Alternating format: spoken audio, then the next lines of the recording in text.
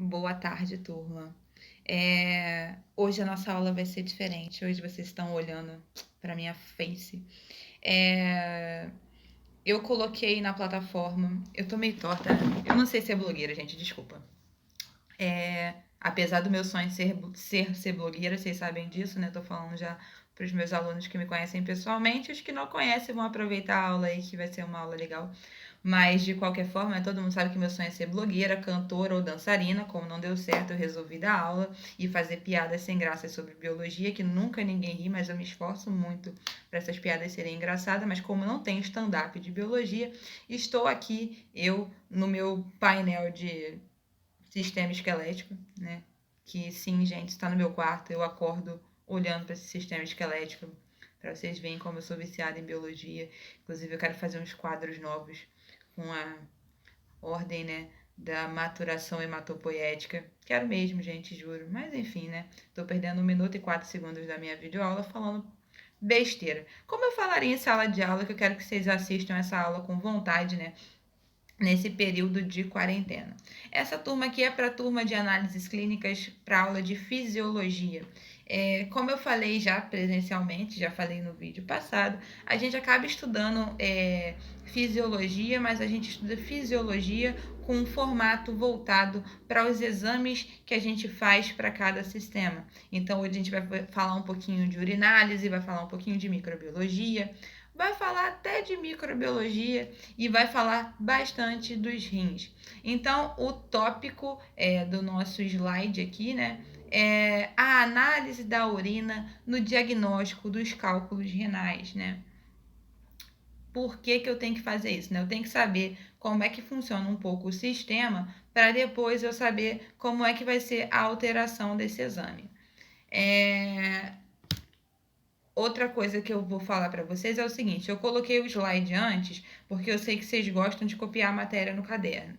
Quem não for meu aluno dessa turma e estiver assistindo a aula e tiver interesse de ter esse slide, é só mandar uma mensagem que eu mando o slide para ajudar a acompanhar a aula. Então vocês escrevam isso no caderno e conforme eu for falando os tópicos, vocês vão anotando, né, para enriquecer o material de vocês. O primeiro tópico que eu botei em relação à fisiologia renal é o seguinte: a função primária dos rins é a formação da urina.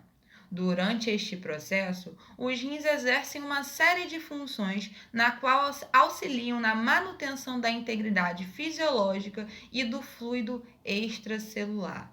Manter a integridade fisiológica, né, e o fluido extracelular é o seguinte: a gente já estudou substância nas aulas de nivelamento, né? Então a função dos rins, né, nada mais é que filtrar, excretar o que eu não preciso e absorver, né, a reabsorção, né, absorver tudo aquilo que eu preciso para manter os meus processos metabólicos em homeostase, ou seja, manter o meu corpo em funcionamento, manter os processos bioquímicos.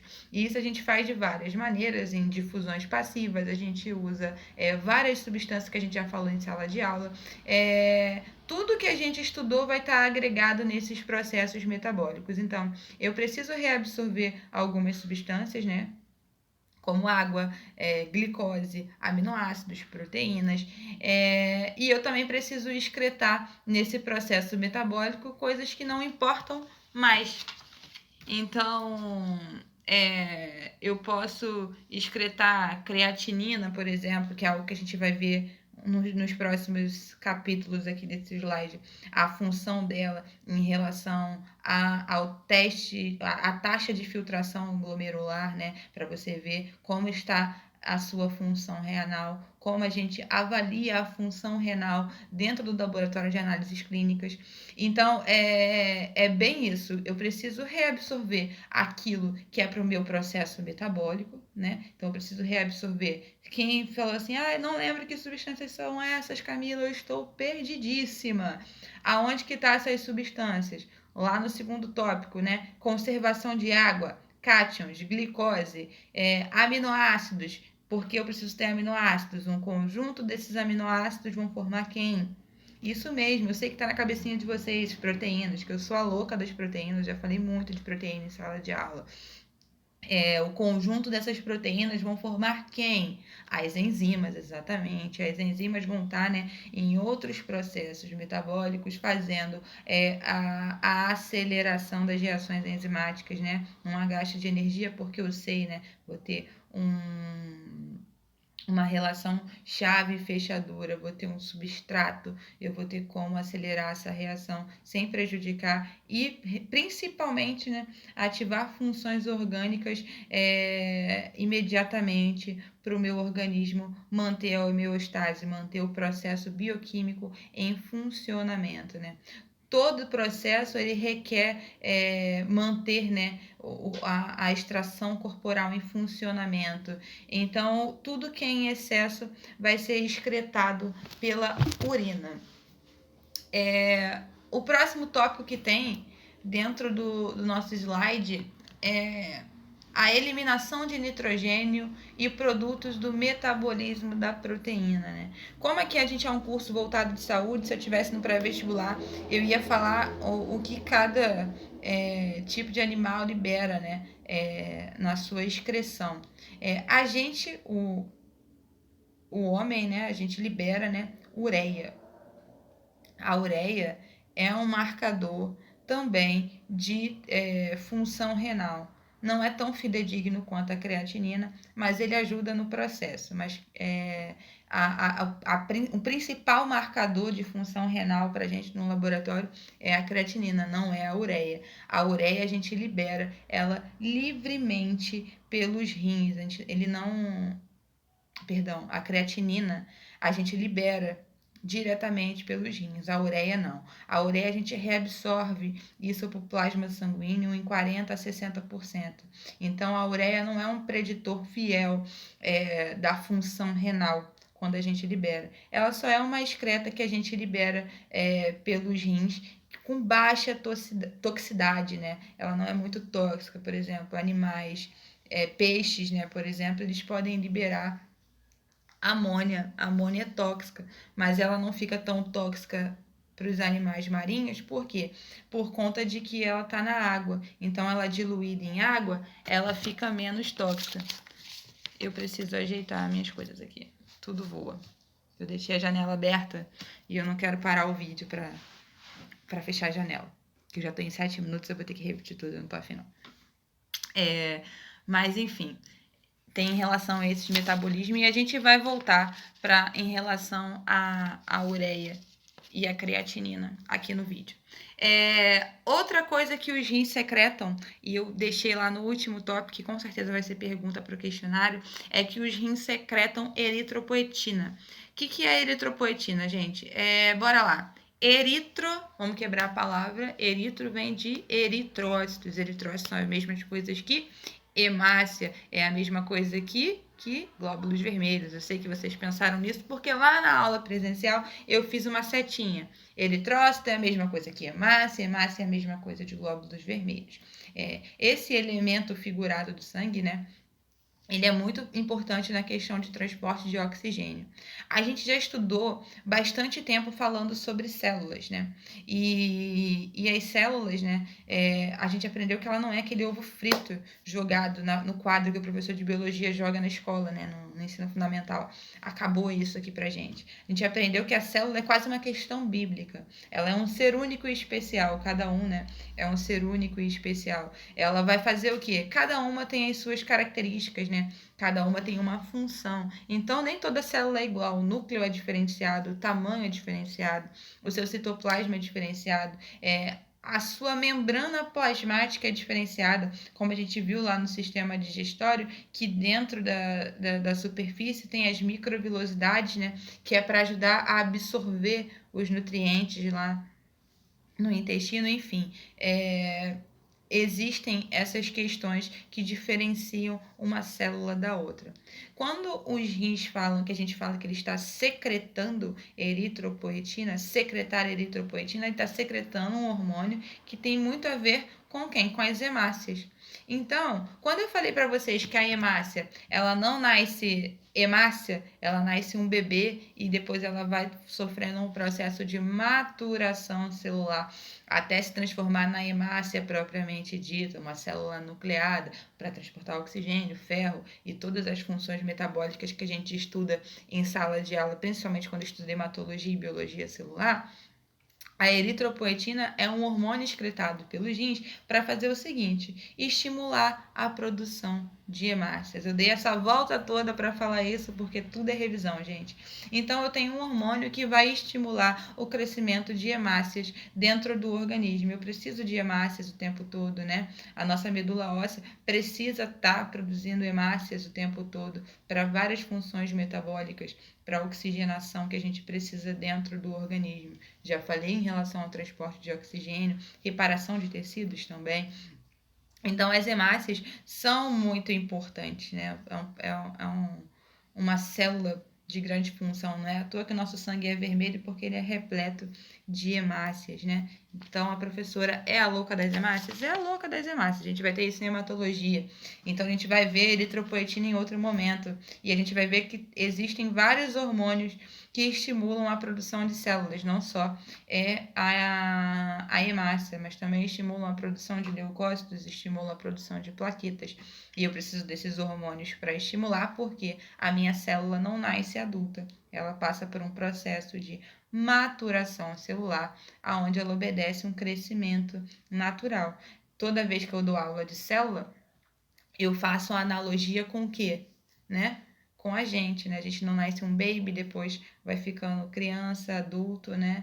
Envelhece e morre. Só que a célula não morre. O nome da morte celular é apoptose. Eu acredito que vocês já tenham isso gravado em mente, mas não custa relembrar.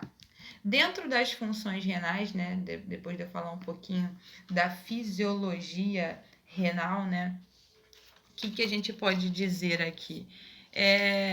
Primeiro, a gente tem que falar o que é o cálculo renal. Eu escrevi para vocês, né? Falei sobre a fisiologia renal. Agora a gente vai falar um pouquinho das doenças que a gente pode causar nos rins e principalmente, né? Quais são os exames que a gente usa para detectar um problema renal, uma deficiência renal.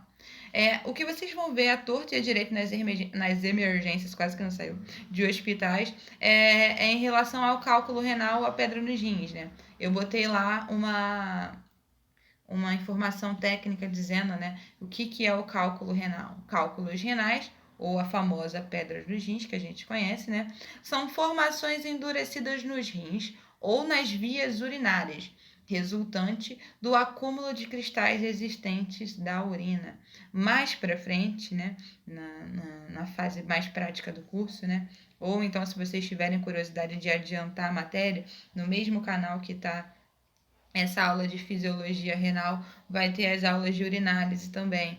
Então, se vocês quiserem dar lá uma olhada por curiosidade, eu não vou cobrar isso em teste agora, só mais para frente, do que é, né, os exames de urina, como é que funciona, vocês vão ver lá que a gente vai ter um acúmulo de cristais na urina. A gente, como técnico de laboratório, biólogo, biomédico, farmacêutico, a gente faz a leitura desses cristais. Então, a gente vê lá cristais de oxalato de cálcio, cristais de ácido úrico. Esses cristais, eles formam na urina e a gente consegue ver no microscópio.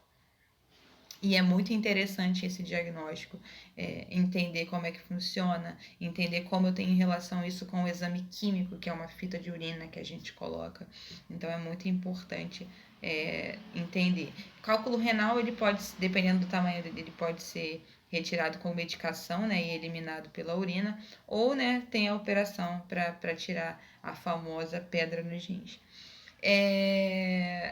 Eu coloquei um segundo tópico que eu escrevi. Sua presença pode passar despercebida, sem sintomas, mas pode também provocar dor muito forte que começa nas costas, se irradia para o abdômen em direção à região inguinal.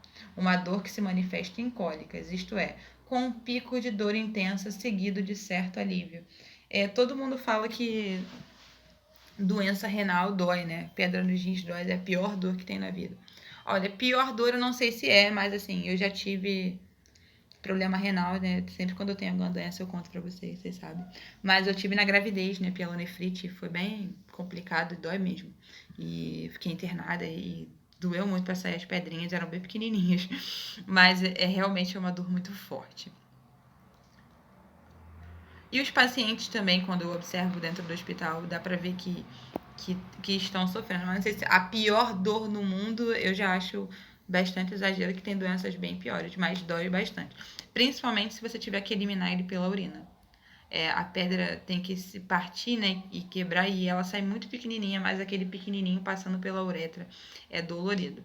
Não sei se é a pior dor no mundo, até porque dor não é comparativo de quem sente mais, quem sente menos. Cada um tem um tipo de resistência, mas dói bastante. Existem duas questões importantes que a gente precisa falar em relação à insuficiência renal. Existem dois tipos de insuficiência renal. Essa parte eu coloquei só em tópico, vocês vão ter que copiar aí no caderno a diferença, tá? Qual é a diferença da insuficiência renal aguda para insuficiência renal crônica? A insuficiência renal aguda, ela vai ter todos os sintomas de uma vez. Ela vai começar com a febre, dor inguinal, as pedras, e vai ser avassalador, vai ser todos os sintomas de uma vez só, não vai dar tempo nem de respirar. E aí, geralmente, é a famosa pedras nos rins, o cálculo renal. Agora, quando você tem uma insuficiência renal crônica, você realmente tem um problema na sua taxa de filtração glomerular, você tem algum problema nos néfrons, nos glomérulos, ou talvez no seu túbulo renal, enfim, em qualquer área da fisiologia dos rins ali, quando você tem uma lesão séria sem regressão em relação aos sintomas, você tem uma insuficiência renal crônica. Mais específico, porque eu dei muitos exemplos e acabei falando muito da fisiologia para ficar claro na mente de vocês o que seria uma insuficiência renal crônica, eu tenho que dizer que a insuficiência renal crônica está ligada a uma sintomatologia mais lenta, ou seja, ela vai começar a lesionar fração dos seus órgãos aos poucos, vai causar insuficiência renal aos poucos. O problema todo da insuficiência renal crônica, ou seja, aquela que não melhora, é o seguinte: conforme eu vou tendo esses sintomas, né, eu vou tendo esses problemas, eu não tenho como regressar na doença. Eu não tenho como manter. Eu só posso controlar a partir da onde eu descobri. Então, conforme o problema renal for agravando, eu não tenho volta, até o paciente ficar dependente da diálise. Então, a insuficiência renal aguda, eu tenho todos os sistemas, eu tenho, aliás, todos os sintomas, né, estrondosos ali de uma vez só. Aí vai causar todos os problemas e eu consigo resolver. Consigo fazer uma operação ou tomar um remédio que eu vou eliminar esses cristais pela urina, mas eu consigo retornar a ser um paciente sadio. Quando eu tenho uma insuficiência renal crônica, não. Ela vai causar aos poucos os sintomas, não vai ser devastador como a aguda, vai ocorrer tudo de uma vez, vai ser bem devagar, mas conforme eu for lesionando o meu órgão renal, né, ali do meu rim, né, meu sistema excretor, quando eu tenho problemas tanto nos néfrons, né, os glomérulos que vão fazer isso, tanto na minha taxa tubular que tem ali, tudo em relação a isso vai ser devagar, mas conforme eu for tendo problemas nesses locais, eu não consigo regressar na doença. Então, eu não retorno com esses sistemas, eu não consigo manter o meu sistema renal em homeostase. Então, eu vou ter uma doença crônica, eu vou manter aquela doença ao longo do processo, até ficar dependente da diálise, ok?